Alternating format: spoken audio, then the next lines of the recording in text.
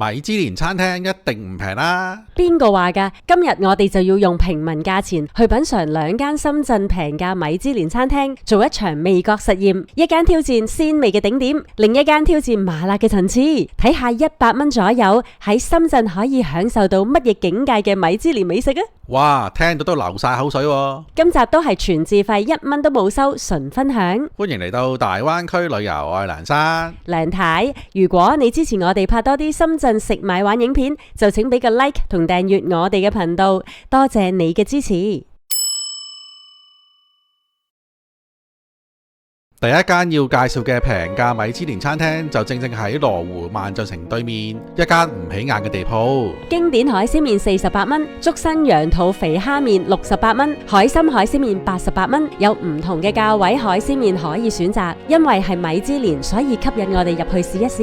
一入去就見到餐廳連續2年榮獲米芝蓮餐盤，代表被評為新鮮食材、細心準備嘅美味佳肴。餐廳裝修以深色胡桃木設計，營造沉穩高級，有種復古麵店嘅風格。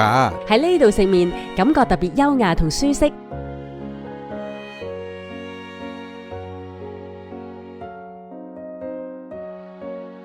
座位都唔算多，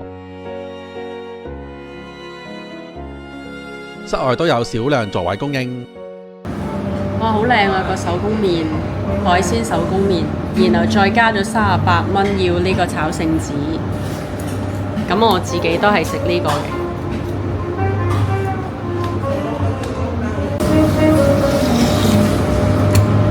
哇，鮮邪，果然係米芝蓮啊！試下，快啲試下。係咪會食到好似米芝蓮？好正，個湯都好勁，個湯會好濃喎，你睇下，個湯係勁濃。佢個海鮮麵都有好多餸。喂，呢間掂喎，係嘛？掂啊！哇！試下個湯先。哇！好鮮，好正喎！呢個好掂喎！哇！呢個真係值得推介。試下個魷魚先，好冇？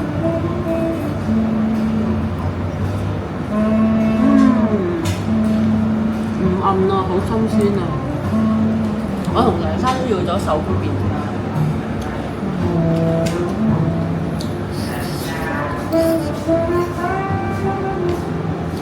爽啖，我試。呢個試咗都好食啊，雖然都有唔夠熱。唔夠熱，即係炒定。幾好食，爽爽地喎。係喎，咁唔夠熱嘅嗬。個湯係夠熱喎。係啦，個湯好味。係啊，呢個魚好甜喎！你睇下我食到剩翻排骨咋。係啊，但係好甜啊個魚。梗係多骨咋。OK 啊，唔多啊。餐廳有多款海鮮麵同小食選擇，價錢好大眾化。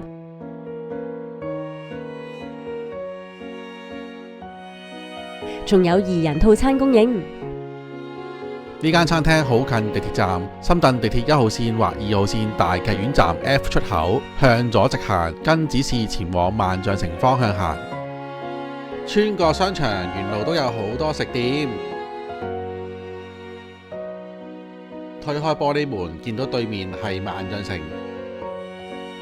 左手邊就係呢間魚刀滷味麵。哇，減肥好辛苦啊！如果好似你咁瞓住都瘦到就好啦。你想學我呢個懶人減肥法，零節食免運動都可以輕鬆瘦？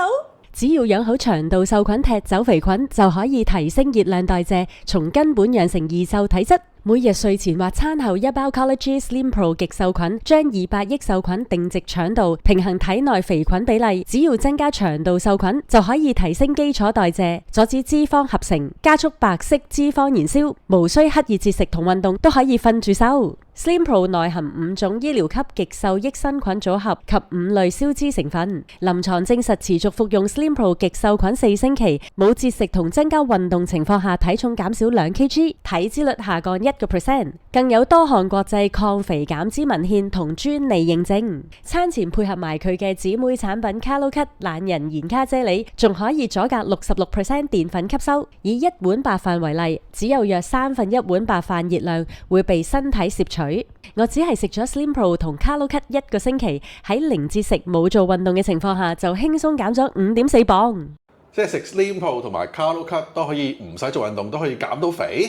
Slim Pro 同 Kalo-Cut 都係莓果味，餐前食1包 Kalo-Cut 阻隔熱量，每日睡前食1至2包 Slim Pro 快速提升代謝，咁就可以減少吸收熱量，同時提升代謝啦。Slim Pro 直接倒入口中，用溫水信服或沖泡飲用都得。而家 Kalo-Cut 同 Slim Pro 喺萬寧做優惠低至8-9折，影片資訊欄仲可以攞埋40蚊現金券添啊！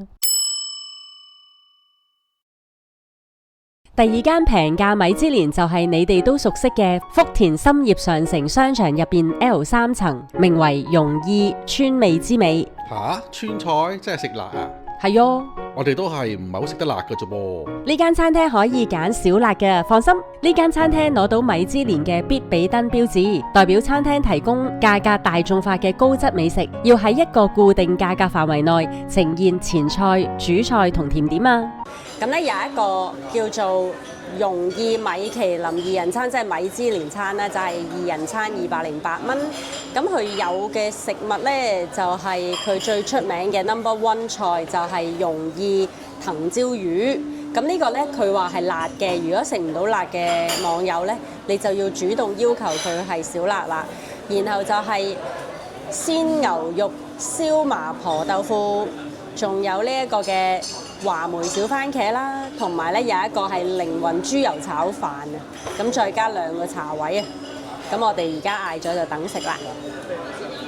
咁值得一提咧，如果大家都同我哋一樣好中意食冰粉嘅話咧，你只需要咧就係大眾點評去打卡就可以有碗冰粉吃。好啦，話咁快咧，啲嘢食就到齊晒啦。我哋而家試下個魚先，呢個就係 No.1。就係佢個魚咧，係滑同埋香嘅。佢個魚嘅肉質好味喎。同埋其實佢雖然好似辣，但係唔係喎，其實食落去又唔算辣喎。係嘛？係咯。好香嘅花椒味。係啊。哇！呢個魚係真係必須要送飯先啦。送個豬油飯好似好正。我好中意佢個魚係有呢個質感啊！佢個汁都好香喎，好味喎。太要啲太過腍身咧，好似冇乜口感啊嘛。好啦，我要食個豬油飯。佢都炒到幾多粒分明嘅喎。係啊。即係唔會一劈劈嘅喎，佢都啲飯都係一粒嘅咯。佢應該係同我哋平時廣東人、香港人食嗰個飯係有啲唔同嘅，佢係硬身啲，但係咧佢係煙韌啲，同埋佢真係好香嗰個豬油味。係好香啊！其實你就咁擺落去，佢聞都已經有豉油同埋豬油味啦。係啊！佢呢啲應該係豉油咯，醬油咯。咁啊試埋個麻婆先，麻婆豆腐先。嗱，麻婆豆腐都係辣嘢。但係佢話佢已經係即係少辣㗎啦。我都明嘅，即係唔係個個食得辣嘅話，就未必會食呢間。但係其實咧，我哋都唔係食得辣嘅人啦，但係都食到啊。反而我覺得麻婆豆腐就冇乜特別啦。我哋試呢個話梅番茄仔。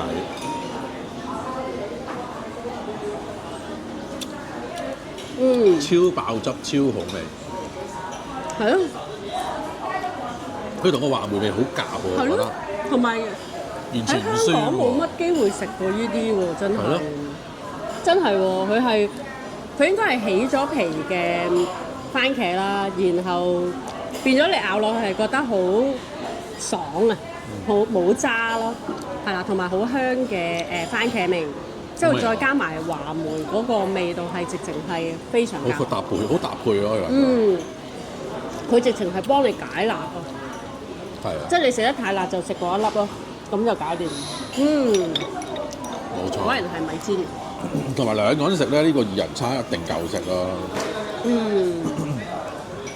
有個炒飯，有個麻婆，有個魚，仲要送埋冰粉打卡，兩個一定夠食。係。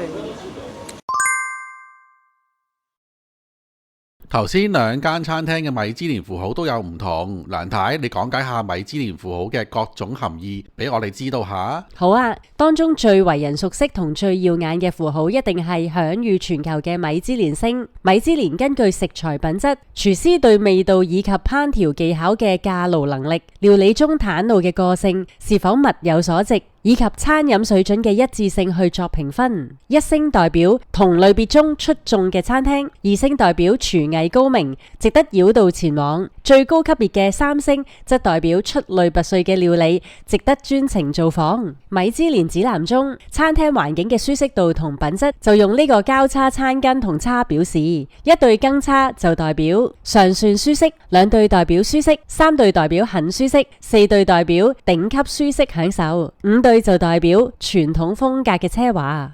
唔講唔知，其實米芝蓮都有俾酒店評級，一間屋代表尚算舒適，兩間代表舒適，三間代表很舒適，四間代表頂級舒適享受，五間就代表傳統風格嘅奢華。我下次去住酒店都會留意有冇呢個米芝蓮標誌。由於全球地方性嘅差異，所以米芝蓮會為某些國家地區設有呢三個符號：葡萄、清酒瓶同雞尾酒杯嘅符號，會頒俾一啲令人印象深刻嘅葡萄酒、清酒同雞尾酒單嘅餐館，以作肯定。米芝蓮符號就當然唔少得今集嘅兩間餐廳所得到嘅米芝蓮餐盤同必比登推介啦。